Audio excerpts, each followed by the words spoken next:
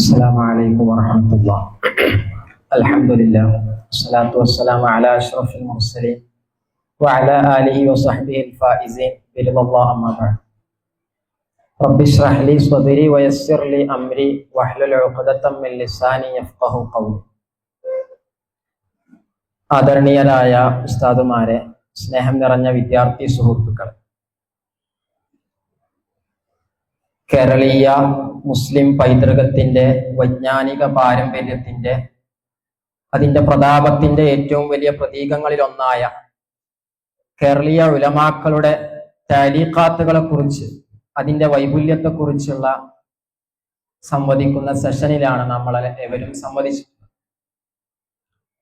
പ്രധാനമായും രണ്ട് വിഷയാവതരണങ്ങളാണ് ഇവിടെ കഴിഞ്ഞു പോയത്.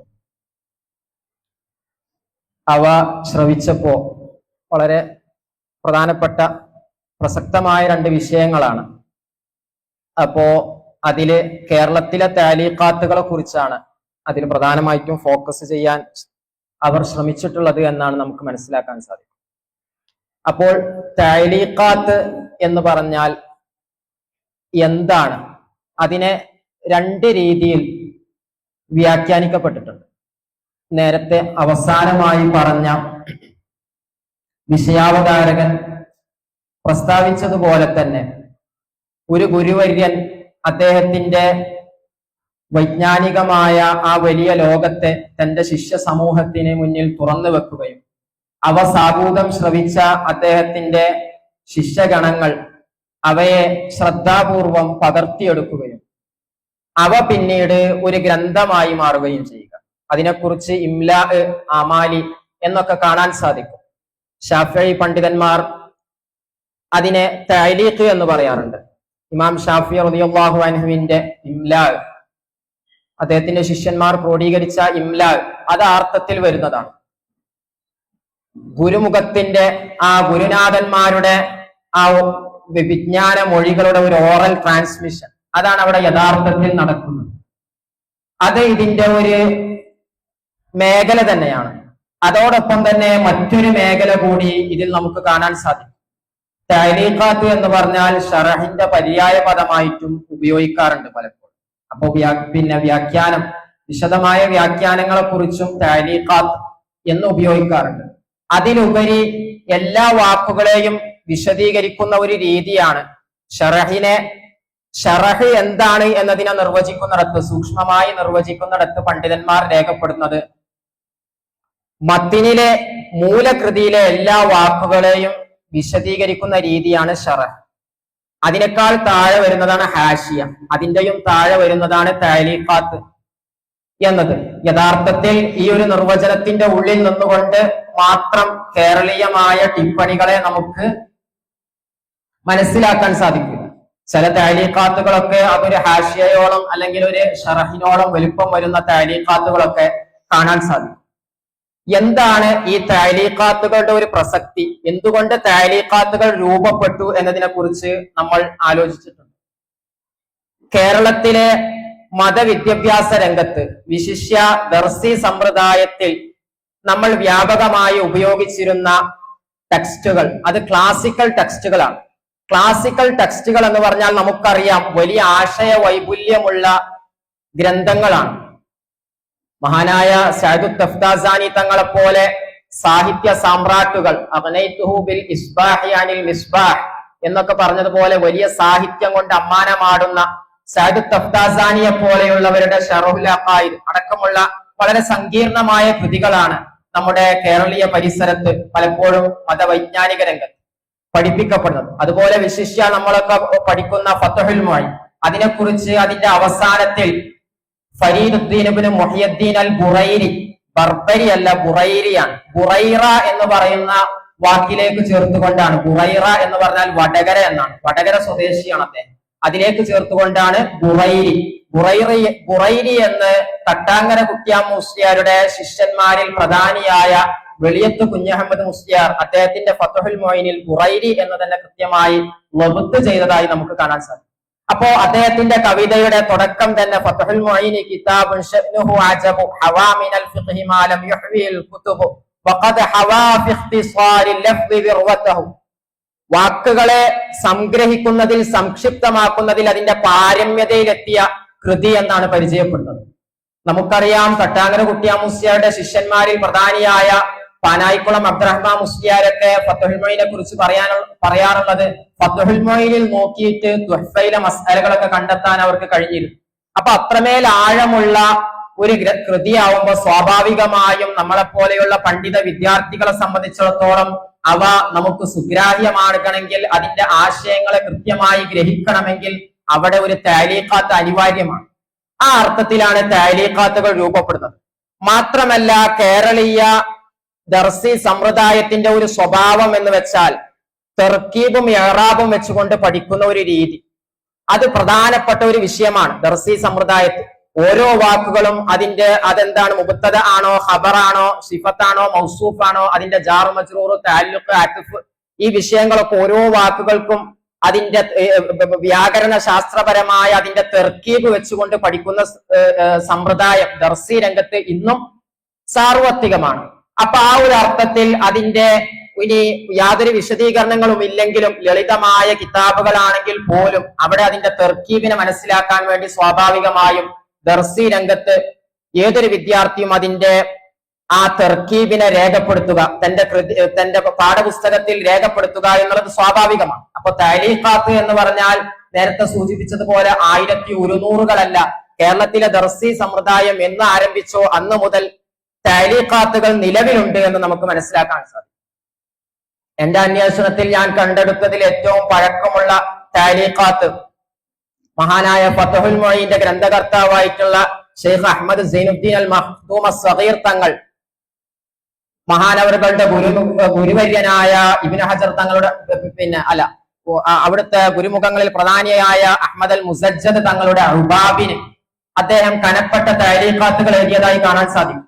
അതിലൊരു ഭാഗത്ത് അതിന്റെ രചനാവർഷം 967 എന്നാണെന്നാണ് എന്റെ ഓർമ്മ രേഖപ്പെടുത്തിയിട്ടുള്ളത്. അപ്പൊ അത്രയും മുമ്പ് തന്നെ, അപ്പൊ നമുക്ക് കണ്ടെടുത്തതിൽ ഏറ്റവും പഴക്കമുള്ളതാണ് 967. അതിന്റെയും മുമ്പ് താലീഖാത്ത് സമ്പ്രദായം കേരളത്തിൽ നിലവിലുണ്ടാകുമെന്ന് സ്വാഭാവികമായും നമുക്ക് നിരീക്ഷിക്കാൻ സാധിക്കും.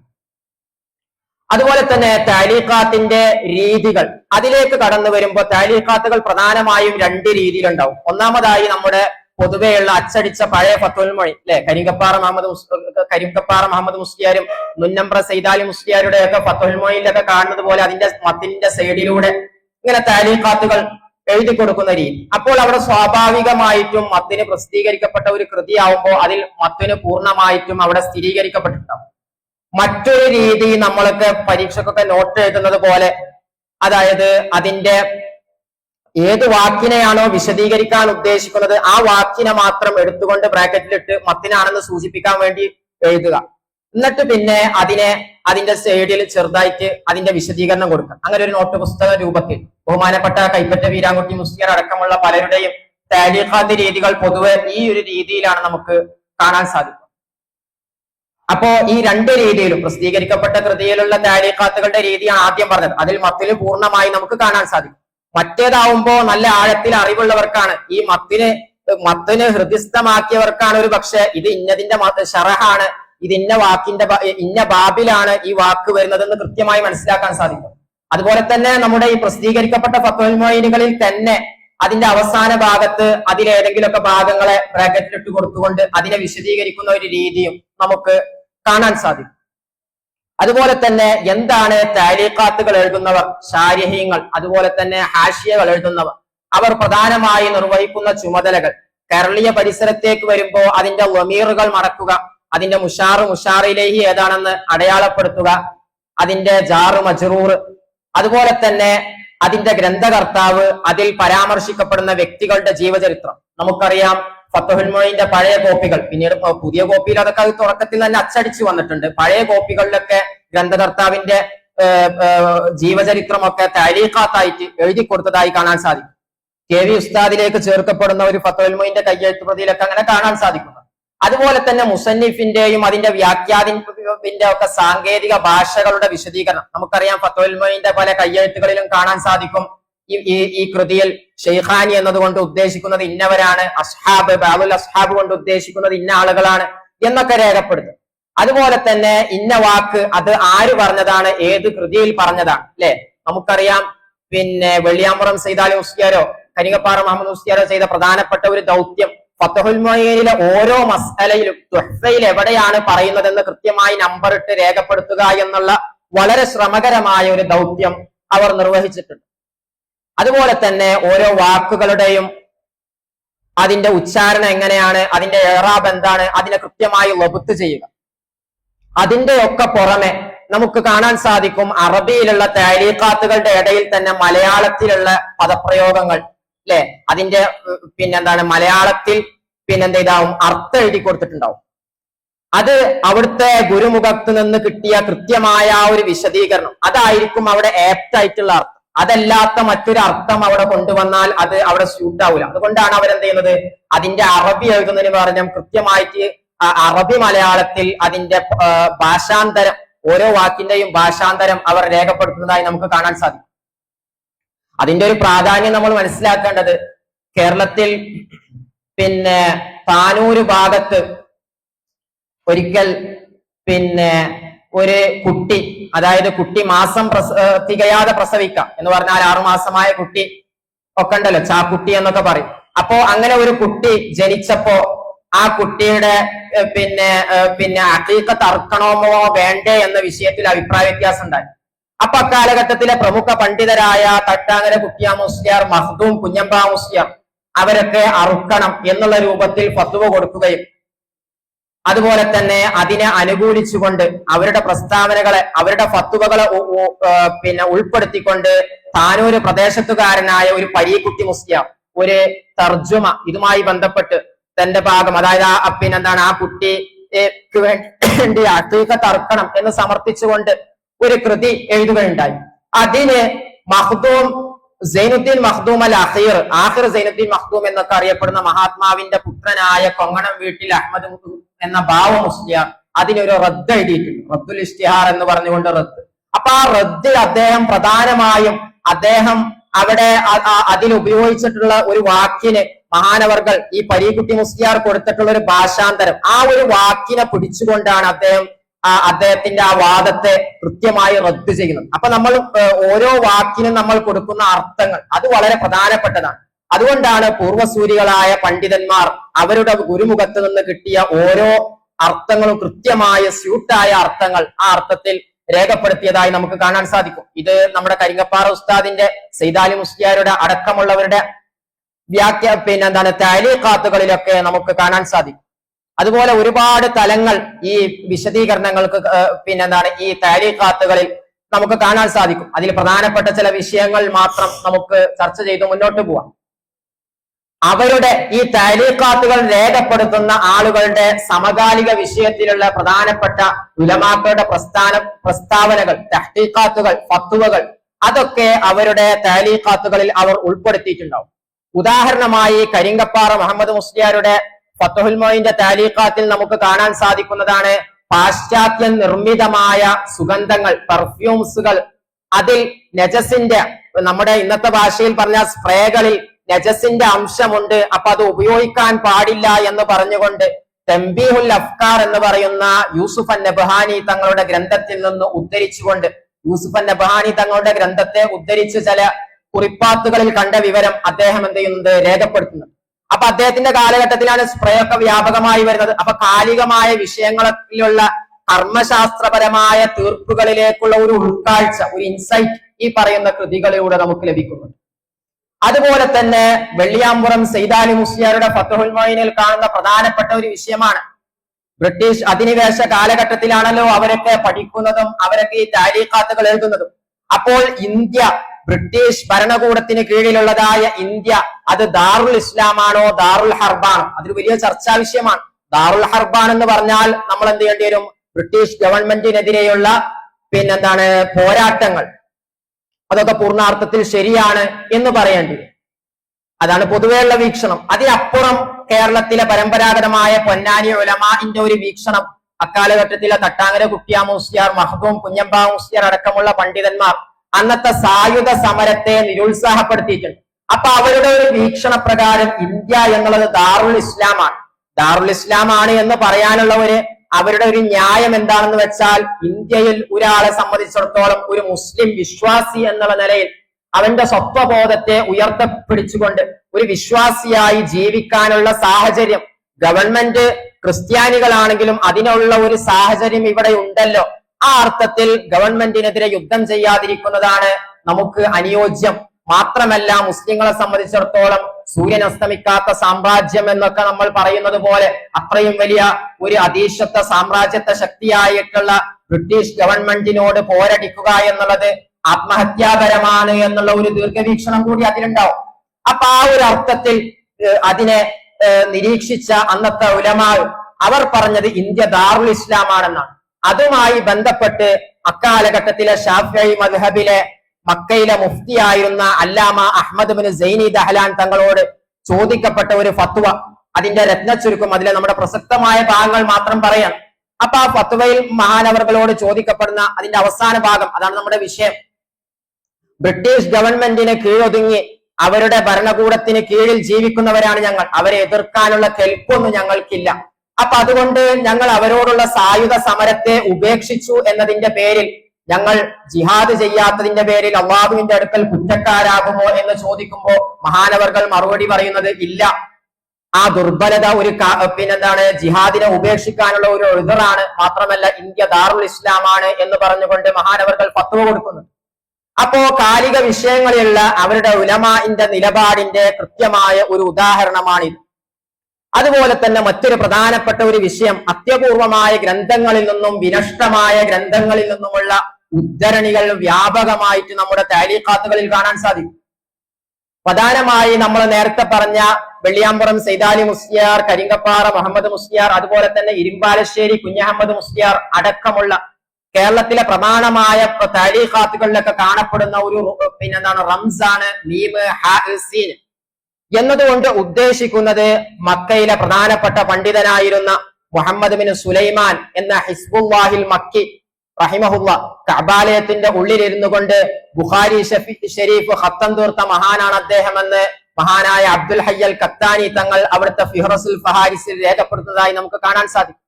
അപ്പൊ ആ മഹാത്മാവ് ഫതുഹുൽ മുഈൻ എഴുതിയ തഖരീർ, ആ തഖരീർ നമുക്കൊന്ന് കിട്ടാനില്ല. അതേസമയം ആ തഖരീറിൽ നിന്നുള്ള കനപ്പെട്ട നഖലുകൾ ഈ പറയുന്ന കേരളീയ താലീഖാത്തുകളിൽ നമുക്ക് കാണാൻ സാധിക്കും. അപ്പൊ നഷ്ടപ്പെട്ട ഗ്രന്ഥങ്ങളിലുള്ള അവയിലെ ആശയങ്ങളെ വീണ്ടെടുക്കാനുള്ള ഒരു സഹായക ഘടകം എന്ന രീതിയിൽ ഇത് വർത്തിക്കുന്നുണ്ട്. അതുപോലെ അത്യപൂർവമായ ഗ്രന്ഥം, കേരളത്തിലെ ആദ്യത്തെ അറബി ഭാഷയിലുള്ള ഒരു ഗ്രന്ഥം എന്ന രീതിയിൽ, പിന്നെ കേരളത്തിലെ അറബ് സാഹിത്യത്തിന് കേരളത്തിന്റെ സംഭാവനകൾ എന്ന് പറയുന്ന കൃതിയിലൊക്കെ പ്രഫാക്കെ മുഹമ്മദ് പരിചയപ്പെടുത്തുന്നത് ഫഖീഹ് ഹുസൈൻ അൽ മഹ്ഫനിയുടെ ഖൈദുൽ ജാമിയാണ്. ഇസ്ലാമിക വൈവാഹിക ശാസ്ത്രത്തെ കുറിച്ച് ചർച്ച ചെയ്യുന്ന ഈ കൃതി അദ്ദേഹം ഇബ്നു ബത്തൂത്തയുടെ സമകാലികനാണ്. ഇബ്നു ബത്തൂത്ത അദ്ദേഹത്തിന്റെ രഹ്ലയിൽ മഹാനവർകളെ കണ്ടുമുട്ടിയ സംഭവം പറയുന്നുണ്ട്. ഈ ഖൈദുൽ ജാമിയ ഇന്ന് പത്ര വ്യാപകമായി കാണുന്നില്ല. അപ്പൊ ഒരു അത്യപൂർവമായ കൃതിയാണ്. അപ്പൊ അതിൽ നിന്നുള്ള വിശദീകരണങ്ങൾ കോഴിക്കോട് ഖാദി മുഹമ്മദ് അൽ കാലിക്കൂത്തി റളിയല്ലാഹു അൻഹുവിന്റെ മഖാസിദുൻ നിക്കാഹ് എന്ന് പറയുന്ന കാവ്യഗ്രന്ഥത്തിന്റെ സൈഡിലൊക്കെ കാണുന്നു. അതുപോലെ പല കൃതിയിലും കാണാം. ഞാനൊരു ഉദാഹരണം നിങ്ങൾക്ക് പെട്ടെന്ന് കാണിക്കാൻ വേണ്ടിയിട്ട് ഇവിടെ എടുത്തു വെച്ചു എന്ന് മാത്രം. അതുപോലെ തന്നെ കേരളത്തിലെ മുടിചൂടാൻ മന്നന്മാരായ അഗാധ ജ്ഞാനികളായ ഉലമാക്കളുടെ അവരുടെ തഹ്ഖീഖാത്തുകൾ, അതിന്റെ ഒരു ഓറൽ ട്രാൻസ്മിഷൻ, അതിനെ നമുക്ക് ഈ കൃതികളിൽ നമുക്ക് കാണാൻ സാധിക്കും. ഉദാഹരണമായി നമ്മൾ വ്യാപകമായി ഉപയോഗിക്കുന്ന കൃതികളാണ് ഞാൻ എടുത്തു വെക്കുന്നത്. അപ്പൊ അതിന്റെ ഒരു ഖീമത്ത് നിങ്ങൾക്ക് മനസ്സിലാവാനാണ്. നിങ്ങളൊക്കെ പൊതുവെ ഉപയോഗിക്കുന്ന വ്യാഖ്യാന കൃതികളാണ് വെള്ളിയാമ്പുറം സൈദാലി മുസ്ലിയാരുടെയും കരിങ്കപ്പാറ ഉസ്താദിന്റെ വ്യാഖ്യാനങ്ങൾ. അപ്പൊ വെള്ളിയാമ്പുറം സൈദാലി മുസ്ലിയാരുടെ ഫതുഹുൽ മുഈന്റെ താലീഖാത്തിൽ മഖ്ദൂം കബീറിന്റെ പുത്രനായ മസ്ലകുൽ അത്തീഖിയയുടെ കർത്താവായ ഷെയ്ഖുൽ ഇസ്ലാം അബ്ദുൽ അസീസ് അൽ മഅബരി റളിയല്ലാഹു അൻഹുവിന്റെ ഒരു ഫത്വ, പിന്നെ ചെലവ് കൊടുക്കുന്നതുമായി ബന്ധപ്പെട്ട ഒരു ഫത്വയെ ഉദ്ധരിക്കുന്നുണ്ട്. അതിൽ ഏറ്റവും കൗതുകകരമായ ഒരു വിഷയം, അത് ഒരുപാട് ആളുകളുടെ കൈപ്പടയിലൂടെ കൈമാറി വന്നിട്ടാണ് അത് ഗ്രന്ഥകാരന് കിട്ടുന്നത്. ആദ്യമായി സൈനുദ്ദീൻ മഖ്ദൂം അഖീറിന്റെ ഗുരുനാഥനായ അലി ഇബ്നു അഹ്മദ് അൽ കല്ലായിലൂടെ, അദ്ദേഹത്തിന് ശേഷം പിന്നീട് അഹ്മദ് ഷിറാസിയിലൂടെ, അതിന്റെ ശേഷം മുഹമ്മദ് പാറക്കടവ് മുഹമ്മദ് മുസ്ലിയാരിലൂടെ, അദ്ദേഹത്തിന് ശേഷം പിന്നെ കോടഞ്ചേരി കുഞ്ഞഹമ്മദ് മുസ്ലിയാരിലൂടെ, അങ്ങനെ കൈമാറി വന്ന അദ്ദേഹത്തിന്റെ അപൂർവമായ ഒരു ഫത്വ ഇതിൽ ഉദ്ധരിക്കുന്നുണ്ട്. അതുപോലെ തന്നെ മഖ്ദൂമികളുടെ അവസാന കാലഘട്ടത്തിൽ ജീവിച്ച ജമാലുദ്ദീൻ അഹമ്മദ് എന്ന് പറയുന്ന വലിയ മുസ്ലിയാരുടെ ഒരു തഹ്ഖീഖാത്ത്, അതും ഇവിടെ ഉദ്ധരിക്കുന്നുണ്ട്. അങ്ങനെ ഒരുപാട് തഹ്ഖീഖാത്തുകൾ കാണാൻ സാധിക്കും. അവയിൽ തന്നെ ഏറ്റവും ആശ്ചര്യപ്പെടുത്തിയത് വലിയത്ത് കുഞ്ഞഹമ്മദ് മുസ്ലിയാരുടെ ഫത്ഹുൽ മുഈന്റെ താരീഖാത്താണ്. ഖാളി മുഹമ്മദ് റളിയല്ലാഹു അൻഹുവിന്റെ തഹ്ഖീഖാത്തുകളെ പോലും അതിൽ ഉദ്ധരിക്കപ്പെട്ടതായി കാണാൻ സാധിക്കും. ഔക്കോയ മുസ്ലിയാരുടെ തഹ്ഖീഖാത്തുകൾ, ഉമർ ഖാളി തങ്ങളുടെ തഹ്ഖീഖാത്തുകൾ, അങ്ങനെ ഒരുപാട് തഹ്ഖീഖാത്തുകൾ കേരളത്തിലെ പണ്ഡിതന്മാരുടെ തഅലീഖാത്തുകൾ പരിശോധിച്ചാൽ, സൂക്ഷ്മമായി പരിശോധിച്ചാൽ നമുക്ക് കാണാൻ സാധിക്കും. അതുപോലെ തന്നെ ഈ കൃതികളുടെ പ്രധാനപ്പെട്ട മറ്റൊരു സവിശേഷത, കേരളീയ ഉലമാക്കളും അക്കാലഘട്ടത്തിലെ മുസ്ലിം ലോകത്തെ വിഖ്യാതരായ പണ്ഡിതന്മാർ ഇമ്മത്തുമായിട്ടുള്ള അവരുടെ വൈജ്ഞാനിക ബന്ധങ്ങൾ അതിനെ നമുക്ക് വായിച്ചെടുക്കാൻ സാധിക്കും. നേരത്തെ ഇവിടെ സൂചിപ്പിച്ച ഒരു ഫത്വ, അതായത് അല്ലാമ അഹ്മദ് ബിൻ സൈനി ദഹലാൻ തങ്ങളോട് ഒരു വിഷയത്തിൽ, ആ വിഷയം ഇതാണ്: കേരളത്തിലെ നാടന്മാരായിട്ടുള്ള അലസന്മാരും അജ്ഞരുമായിട്ടുള്ള സമൂഹം, അവരിൽ നിന്നുള്ള ഒരു കൂട്ടം സാധാരണക്കാര് അവരെന്ത് ചെയ്യാറുണ്ട്, റമളാനാവുമ്പോ, ഇന്നിപ്പോ അതുമില്ല, നമ്മുടെയൊക്കെ ചെറുപ്പകാലഘട്ടത്തിൽ ഉണ്ടായിരുന്നതാണ്. പണ്ഡിതന്മാര് പറയുമായിരുന്നു കുൻ റബ്ബാനിയ ഫലാത്ത കുൻ റമളാനിയ. ഇന്നിപ്പോ റമളാനും പ്രസക്തി ഇല്ലാണ്ടായി. അപ്പോ അന്നത്തെ ഒരു ശൈലിയാണ് നമ്മുടെയൊക്കെ ചെറുപ്പത്തിൽ കണ്ടിരുന്നു. അതാണ് റമളാൻ ആവുമ്പോ പള്ളിയിൽ നിറച്ച ആളുകൾ, റമളാൻ കഴിഞ്ഞാൽ പിന്നെ ഒക്കെ കാര്യമായി, അങ്ങനെ ഒരു രീതി. റമളാൻക്ക് മാത്രമല്ല, റമളാൻ അല്ലാത്തപ്പോഴും പള്ളിയിൽ ബാങ്കുണ്ടാകും എന്നൊക്കെ പറഞ്ഞിട്ട് നമ്മള് ഇതുകൾ കാണാൻ സാധിക്കും. അപ്പോ ആ രീതിയിൽ റമളാൻക്ക് മാത്രം തറാവീനും വിത്റിനും പള്ളിയിൽ സജീവമാവുകയും അതേസമയം ഫർള് നമസ്കാരങ്ങൾ പോലും അല്ലാത്ത മാസങ്ങളിൽ നിർവഹിക്കാതിരിക്കുകയും ചെയ്യുന്ന ഒരു ജനസമൂഹം. അപ്പോ അവര് അങ്ങനെ ചെയ്താൽ ശരിയാവൂല, അപ്പോ ഫർളെടുക്കാതെ സുന്നത്തെടുത്താൽ ശരിയാവൂല എന്ന് പറഞ്ഞുകൊണ്ട് അവരെ വിലക്കാൻ നിന്നാല് അത് വലിയ പ്രശ്നമാവാണ്. അവരതിനെ അംഗീകരിക്കുന്നില്ല, മുഖവിലക്കെടുക്കുന്നില്ല. അപ്പൊ അവർക്ക് ആ വിത്റും തറാവീഹൊക്കെ നിസ്കരിക്കുമ്പോ അതിന്റെ പ്രതിഫലം കിട്ടുമോ? അതായത് നമ്മുടെ കർമ്മശാസ്ത്രത്തിലൊരു വിഷയം ഉണ്ടല്ലോ, അതായത് ഫർള് നമസ്കാരങ്ങൾ ഒരുപാട് ഖളാ ഉള്ളവന്റെ സുന്നത്ത് നമസ്കാരത്തിന്റെ ഒരു ഹുക്മിനെ കുറിച്ച് ചർച്ച ഉണ്ട്.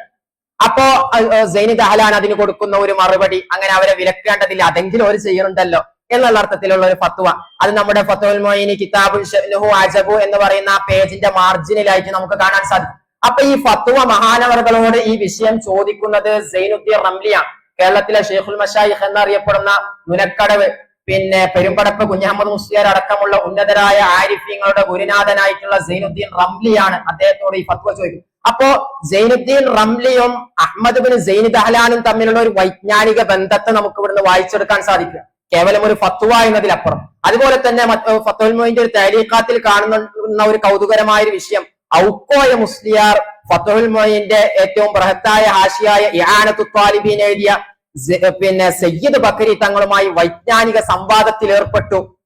ഇതൊരു വളരെ കൗതുകകരമായ ഒരു യാഥാർത്ഥ്യമാണ്. കേരളത്തിലെ ഒരു പണ്ഡിതൻ ആഗോളതലത്തിൽ അറിയപ്പെട്ട ഒരു മഹാത്മാവുമായി വൈജ്ഞാനിക സംവാദത്തിൽ ഏർപ്പെട്ടു എന്നുള്ളത്. അപ്പൊ ഈ രീതിയിലുള്ള മുസ്ലിം ലോകത്തെ വലിയ പണ്ഡിതന്മാരുമായി കേരളീയ ഉലമാക്കൾക്കുള്ള വൈജ്ഞാനിക ബന്ധത്തിലേക്കുള്ള വിരൽ ചൂണ്ടലുകൾ നമുക്ക് കാണാൻ സാധിക്കും. അതുപോലെ തന്നെ ഞാൻ നേരത്തെ സൂചിപ്പിച്ച സൈനുദ്ദീൻ മഖ്ദൂം സഗീറിന്റെ അദ്ദേഹം എഴുതിയ തഅലീഖാത്തിൽ ഒരുപാട് കാണാൻ സാധിക്കും ഈ രീതിയിലുള്ള ഉന്നതരായ അക്കാലഘട്ടത്തിലെ പണ്ഡിതന്മാരോട് ചോദിച്ച ഫത്വകൾ.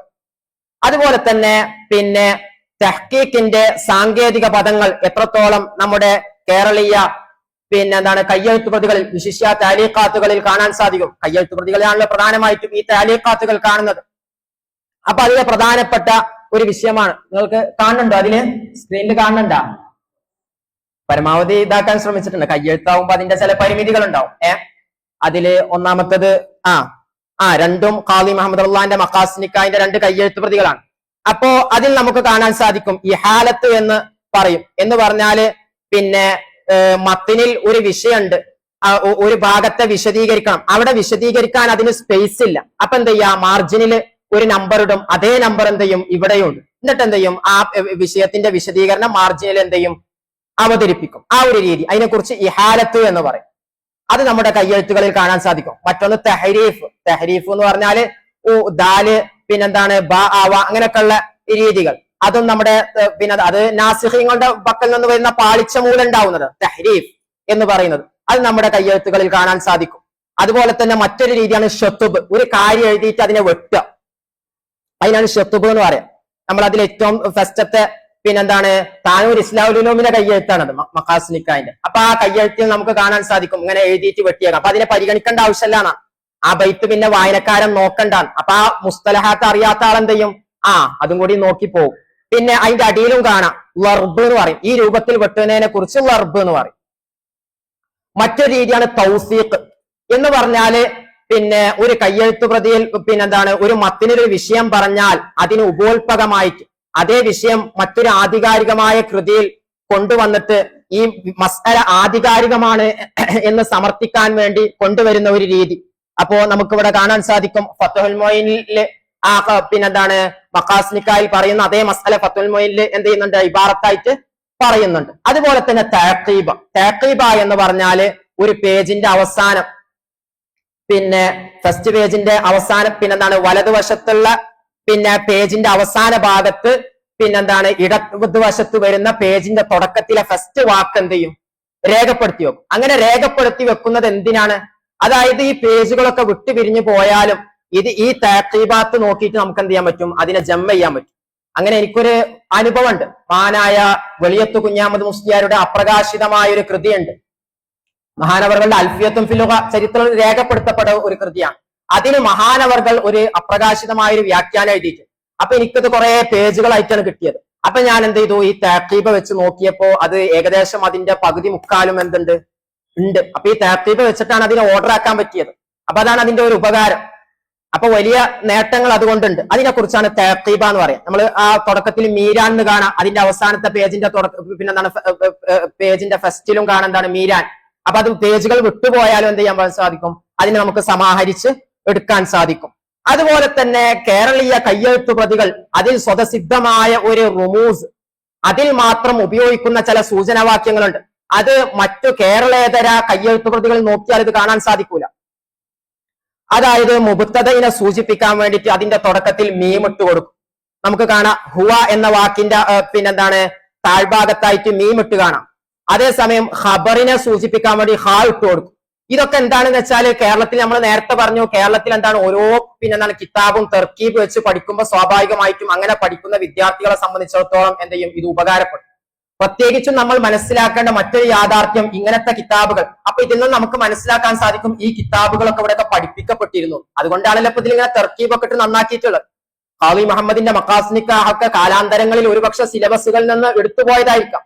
കാരണം മഖ്ദൂമികളുടെ വൈജ്ഞാനിക വിപ്ലവം വരുന്നതിന് മുമ്പ് സിൽസിലത്തുൽ ഫഖ്രിയ കേരളത്തിൽ നേരത്തെ പിന്നെന്താണ് വിഷയാവതരകൻ സൂചിപ്പിച്ചതുപോലെ സൈനുദ്ദീൻ റമളാൻ ഷാലിയാത്തിയുടെ പുത്രനായ ഫഖ്റുദ്ദീൻ കാരിക്കൂത്തിയാണ് ഫഖ്രിയ സിലബസ് ഉണ്ടാക്കിയത്. അപ്പോ ആ രീതിയിൽ പിന്നെ തെർക്കീബ് ഇട്ട് കൊടുക്കുന്ന രീതി, അതുപോലെ തന്നെ സിഫത്ത് മൗസൂഫിനെ സൂചിപ്പിക്കാൻ വേണ്ടിയിട്ട് പിന്നെ സ്വാദ് ഇട്ട് കൊടുക്കുന്ന രീതി, ഇതൊക്കെ എന്താണ് കേരളീയ താലീഖാത്തുകളിൽ മാത്രം കാണപ്പെടുന്ന ഒരു രീതിയാണ്. അതുപോലെ തന്നെ മറ്റൊരു നുസ്ഖത്തിൽ ഇപ്രകാരമുണ്ട്. ഇത് മറ്റു കേരളത്തിന്റെ പുറത്തുള്ള താലീഖാത്തുകളിലും കാണുന്നുണ്ട്. വഫി നുസ്ഖത്തി കഥ എന്നുള്ളതിന് സൂചിപ്പിക്കാൻ വേണ്ടി ഹാ ഇട്ട് കൊടുക്കാം അതിന്റെ അവസാനം. കണ്ടില്ലേ ഫഹ്ഫൽ എന്ന് പറയുന്ന വാക്ക് അല്ലെ? അവിടെ പിന്നെ മത്തിനിലുള്ളത് ഫഹ്തത്ത് എന്നാണ്. അതേസമയം വഫി നുസ്ഖത്തി ഫഹ്ഫൽ, ഒരു നുസ്ഖയിൽ എന്തുണ്ട്? ഫഹ്ഫൽ എന്ന് കൂടി കാണാൻ സാധിക്കും. അതുപോലെ തന്നെ ഹ എന്ന റുമൂസ്, ഇത് താനൂർ ഇസ്ലാമുലുലൂമിൽ നിന്ന് കിട്ടിയ കയ്യെഴുത്താണ്, പിന്നെ മഖാസിനിക്കാന്റെ. അപ്പൊ അതിൽ എന്ത് ചെയ്യുന്നുണ്ട്? അത് പിന്നെന്താണ് ഇത് ഉമ്മ എന്ന് പറയുന്നത് എന്താണ്? പിന്നെ അതൊരു ഹദീസിന്റെ വാചകമാണ്. അതിനെ മൂപ്പര് കാവ്യവൽക്കരിച്ചാണ്. അപ്പൊ ഇത് ഹദീസാണ് എന്ന് സൂചിപ്പിക്കാൻ എന്ത് ചെയ്യുന്നുണ്ട്? സഹലു അതിന്റെ തുടക്കത്തിൽ ഹ ഇട്ട് കൊടുക്കുന്നുണ്ട്. അതുപോലെ തന്നെ ഇഖ്തിലാഫുൽ അഇമ്മത്തി റഹ്മത്തുൽ ഉമ്മ എന്നുള്ളത് ദുർബലമായിട്ടുള്ള മറ്റോ അതിന്റെ ഹദീസിന്റെ സ്വീകാര്യതയെ കുറിച്ച് പഠനവിധേയമാക്കേണ്ടതാണ്. അതും ഒരു ഹദീസാണ്. അപ്പൊ അതിനെ സൂചിപ്പിക്കാൻ അതിന്റെ അടിയിലും എന്ത് ചെയ്തിട്ടുണ്ട്? ഹ ഇട്ട് കൊടുത്തിട്ടുണ്ട്. ഇങ്ങനെയുള്ള റുമൂസുകൾ. അതുപോലെ തന്നെ ജാറു മജ്റൂർ, അതുപോലെ തന്നെ അത്ഫ് ബയാന്, ഇതിനെ വിശദീകരിക്കാൻ വേണ്ടിയിട്ട് അവയുടെ അടിയിൽ ഐൻ ഇട്ട് കൊടുക്കുന്ന രീതി. അതുപോലെ തന്നെ പ്രധാനമായി എല്ലാ താലീഖാത്തുകളിലും പൊതുവെ കാണുന്ന ഒരു രീതിയാണ് ലമീർ മടക്കം, അല്ലെ? ലമീർ മടക്കാൻ നമ്മൾ എന്താ ചെയ്യാറ്? പിന്നെന്താണ് ഏതിലേക്കാണോ ആ ലമീർ മടങ്ങുന്നത് അതിലേക്ക് ഒരു സംഖ്യ ഇട്ടുകൊടുക്കും. അതേ സംഖ്യ എന്ത് ചെയ്യും? ആ പിന്നെന്താണ് ലമീർ മടക്കപ്പെടുന്ന ആ ഇതിലും എന്ത് ചെയ്യും? ഇട്ടുകൊടുക്കും. അങ്ങനെ രണ്ടിലും എന്ത് ചെയ്യും? ആ പിന്നെന്താണ് സംഖ്യ ഒരുപോലെ ഇട്ടുകൊടുക്കുന്ന രീതി അത് കേരളത്തിൽ വ്യാപകമായി കാണുന്നതാണ്. അതുപോലെ തന്നെ